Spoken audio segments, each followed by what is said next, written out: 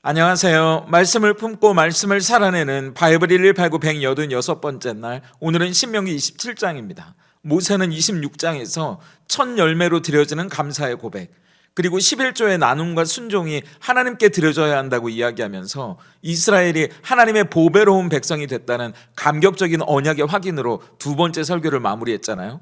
27장은 그 모든 규례를 마무리하면서 그 율법을 몸으로 느끼고 삶으로 기억하기 위해 우리가 치러야 할 예식이 있다고 이야기합니다. 이스라엘의 12지파가 6지파씩 나눠서 축복의 산과 저주의 산에 나누어 서는 거고요. 그리고 레위 사람들이 12가지의 저주의 목록을 선포하면 다 같이 아멘으로 응답하는 거죠. 그래서 먼저 1절부터 10절까지는 저주의 산에 세워지게 될 두 개의 돌에 관한 이야기입니다. 모세는 가나안 땅에 들어가면 커다란 돌을 세워서 석회를 바르고 그 위에 지금까지 우리가 나눴던 율법의 말씀들을 기록하게 합니다. 이건 누구도 그 앞에서 핑계를 댈 수 없는 하나님의 절대적인 기준이고요. 정의롭고 거룩한 말씀의 기준입니다. 율법이 기록된 그 돌을 저주의 산인 에발산에 세우게 하시는데 4절을 보세요. 너희가 요단을 건너거든 내가 오늘 너희에게 명령하는 이 돌들을 에발산에 세우고 그 위에 석회를 바를 것이며. 그런데 그게 끝이 아닙니다. 그 옆에 쇠 연장으로 다듬지 않은 돌로 제단을 쌓으라고 말씀하세요. 5절이에요. 또 거기서 내 하나님 여호와를 위하여 제단 곧 돌단을 쌓되 그것에 쇠 연장을 대지 말지니라. 왜 다듬지 않은 돌이어야 합니까? 출애굽기 20장 25절에 보면 쇠 연장으로 돌을 다듬으면 그 제단이 부정해진다고 이야기하거든요. 그러니까 인간의 공로나 노력이 조금도 개입되지 않은 자연 그대로의 돌은 그 제단에 임하는 하나님의 순전한 은혜를 상징한다고 학자들은 이야기합니다. 그래서 그 제단 앞에서 번제를 드리고 화목제를 드리면서 먹고 마시고 즐거워하라고 이야기하세요.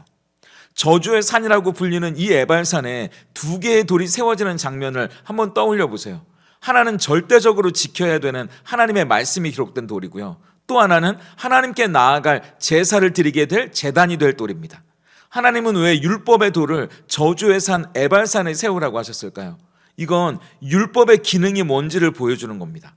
율법은 그 자체로 거룩하고 선한 거죠. 그런데 죄인된 우리 인간에게 그 율법은 축복의 길이 아니에요. 저주를 선포하고 정죄하는 역할을 하기 때문입니다. 그 율법을 온전히 지킬 수 있는 사람은 단 한 명도 없는 거니까요. 그러니까 율법의 돌은 하나님의 거룩한 기준 앞에서 우리가 다 저주 아래 있다는 걸 보여주는 거죠. 그런데 율법의 돌이 우리를 절망하게 한다면 은혜의 돌은 우리에게 살 길을 열어줍니다. 이게 복음이에요. 율법이 우리의 죄를 폭로하고 우리를 절망하게 만들 때 하나님은 그 절망의 자리에서 우리를 구원할 제사를 바라보게 하시는 겁니다. 그 제사는 예수님이 십자가에서 자기 몸을 우리 대신 드린 제사예요. 우리를 위해 스스로 번제의 제물이 되셔서 율법의 모든 저주를 받으셨고요. 동시에 화목제물도 되셔서 하나님과 우리 사이에 깨져버린 관계를 회복하셨습니다. 그래서 십자가는 율법의 저주와 하나님의 은혜가 만나는 장소가 됐고요. 우리는 더 이상 율법의 돌 앞에서 정죄받는 존재가 아니라 십자가라는 제단 앞에서 기쁨으로 예배하고 즐거워하는 존재가 됐다고 이야기하는 겁니다. 그래서 이어지는 11절부터 26절까지는 축복의 산과 저주의 산에 서서 치르게 되는 예식에 관한 내용입니다. 하나님은 1절부터 10절까지 우리가 나눈 그 내용을 이제 온몸으로 체험하게 하는 예식을 치르게 하시는데, 우선 이스라엘의 12지파 중에 6지파는 축복의 산인 그리심산에 서고요. 그리고 나머지 6지파는 저주의 산인 에발산에 서게 됩니다. 그리고 레위 지파가 큰 소리로 12가지 저주의 내용들을 외치면서 어떤 잘못을 했을 경우에 저주를 받게 되는지 똑똑히 이스라엘 백성들에게 가르쳐요. 그러면 그걸 듣고 끝내는 게 아니라 다 같이 그 저주의 목록이 하나씩 끝날 때마다 큰 소리로 아멘이라고 외치는 겁니다. 15절을 시작으로 25절까지 이 예식에서 선포되는 12가지의 저주는 은밀하게 우상을 섬기는 죄, 부모를 함부로 여기는 죄, 이웃의 경계표를 옮기는 죄, 맹인에게 길을 잃게 만드는 죄, 나그네와 고아, 과부같이 돌봄이 필요한 사람들에게 오히려 억울한 재판을 행하는 죄, 근친상간이나 수간처럼 성적인 죄, 이웃을 몰래 죽이는 죄, 뇌물을 받고 죄 없는 사람을 죽이는 죄. 그런데 이런 죄들의 공통점은 다 은밀하게 사람들이 보지 않는 곳에서 우리가 저지르는 죄예요. 15절을 보세요. 장색의 손으로 조각하였거나 부어 만든 우상은 여호와께 가증하니 그것을 만들어 은밀히 세우는 자는 저주를 받을 것이라 할 것이요 모든 백성은 응답하여 말하되 아멘 할지니라. 12가지 저주의 목록을 시작하는 첫 번째 죄, 우상 숭배도 은밀하게 안 보이는 곳에서 한다고 이야기하잖아요. 그러니까 하나님은 율법을 지킨다는 건 사람들 앞에서 적당히 지키는 척 할 수 있는 쇼가 아니라고 말씀하세요.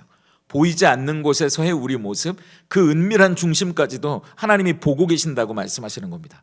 그러니까 그 앞에서 스스로 죄인이 아니라고 말할 수 있는 사람은 아무도 없는 거죠. 그래서 이 모든 선포에 모든 백성들은 아멘으로 반응해야 하는데, 여기서 아멘은 그렇게 되기를 원합니다, 이런 우리의 바람을 말하는 게 아니고요, 진실로 그렇습니다, 당신의 이야기는 옳습니다 라는 인정이고 동의의 표현이에요. 그래서 26절을 보세요. 이 율법의 말씀을 실행하지 아니하는 자는 저주를 받을 것이라 할 것이요 모든 백성은 아멘 할지니라. 이 마지막 저주는 누구도 피해갈 수 없는 말씀입니다. 율법의 모든 말씀을 항상 실행할 수 있는 사람은 없으니까요. 이스라엘 백성들은 그걸 모르고 아멘 했겠죠. 그런데 사실 이 마지막 아멘은 사실상 우리는 모두가 다 저주 아래 있다는 자백에 가까운 아멘이 되는 겁니다. 그게 갈라디아서 3장 10절이잖아요. 무릇 율법 행위에 속한 자들은 저주 아래 있나니 기록된 바 누구든지 율법책에 기록된 대로 모든 일을 항상 행하지 아니하는 자는 저주 아래에 있는 자라 하였습니다. 그래서 신명기 27장은 수천 년 전에 이스라엘 백성들 뿐만 아니고요, 지금 우리도 저 율법이 새겨진 돌 앞에서 스스로 죄인이라는 걸 자백하게 만듭니다. 동시에 그렇기 때문에 그 절망의 자리에서 저주의 산, 에발산의 유일한 희망으로 서 있는 다듬지 않은 돌, 곧 은혜의 제단을 바라보게 해요. 그 제단이 바로 예수님의 십자가죠. 갈라디아 3장 13절도 보세요. 그리스도께서 우리를 위하여 저주를 받은 바 되사 율법의 저주에서 우리를 속량하셨으니 기록된 바 나무에 달린 자마다 저주 아래에 있는 자라 하였습니다. 예수님이 우리 대신 십자가에 달리셔서 우리를 그 율법의 저주에서 구원해 내셨답니다. 그게 우리의 유일한 희망이에요. 그렇다면 오늘 신명기 27장이 우리에게 던지는 질문 앞에서 우리는 어떻게 삶으로 대답할 수 있을까요? 첫 번째 질문은 나는 나의 죄를 숨기는 사람입니까? 아멘으로 고백하는 사람입니까? 예요. 에발산에서 선포된 저주의 목록은 우리의 가장 은밀한 죄악을 폭로합니다.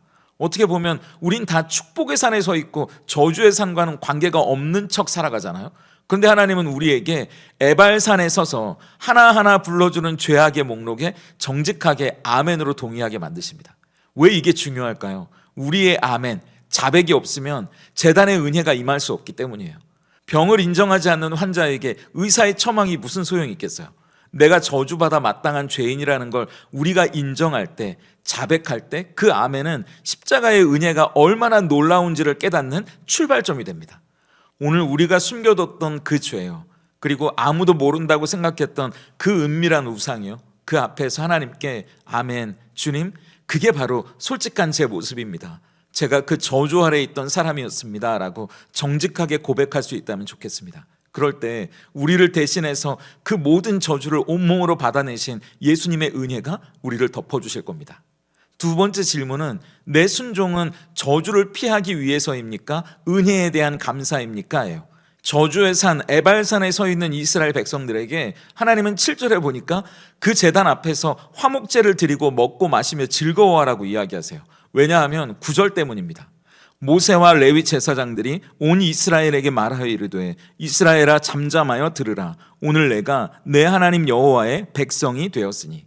하나님은 그들이 율법을 지켰기 때문에 하나님의 백성이 되게 하신 게 아니고요, 은혜의 제단 앞에서 이미 하나님의 백성으로 받아들여 주셨다는 겁니다. 그렇기 때문에 10절을 보세요. 그런즉입니다. 그런즉 내 하나님 여호와의 말씀을 청종하여 내가 오늘 내게 명령하는 그 명령과 규례를 행할지니라. 이게 복음의 원리고요, 이게 하나님의 자녀가 보여야 할 순종의 모습입니다.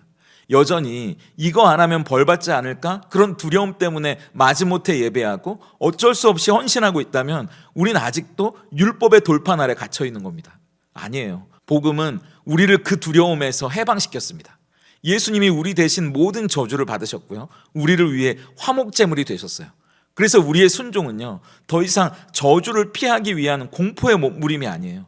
이미 받은 은혜에 감사해서 드리는 기쁨의 춤이 됩니다. 오늘 우리 순종이 의무가 아닌 기쁨이 되길 바라고 두려움이 아닌 하나님께 드리는 사랑의 반응이 될 수 있다면 좋겠습니다. 함께 기도하겠습니다. 거룩하시고 자비로우신 하나님, 우리는 율법 앞에서 아멘으로 동의할 수밖에 없는 은밀하고 완악한 죄인임을 고백합니다. 겉으로는 축복의 그리심산에 서 있는 것 같지만 사실 우리는 저주의 에발산에 서 있는 자라는 걸 인정하게 하시옵소서. 그러나 그 저주의 산에 율법의 돌판과 함께 은혜의 제단을 예배하신 사랑 앞에 또한 우리가 서 있음을 깨닫습니다. 우리가 받아야 할 모든 심판을 짊어지시고 십자가라는 나무에 달려 저주가 되신 예수님을 바라봅니다. 이제 더 이상 저주를 두려워하는 종으로 살지 않게 하시고 이미 축복받은 자녀의 기쁨으로 하나님께 순종하며 나아가게 하시옵소서. 우리 안에 숨겨진 은밀한 죄악들을 정직하게 아멘으로 고백하며 인정할 수 있는 용기를 주시고 그 모든 죄를 덮으시는 십자가의 보혈을 의지하여 다시 일어서게 하시옵소서. 그리하여 이제부터 율법의 짐에 눌려 사는 삶이 아니라 십자가 제단에서 화목의 기쁨을 경험하며 살아가는 예배의 삶 되게 하시옵소서. 예수님의 이름으로 기도드립니다. 아멘.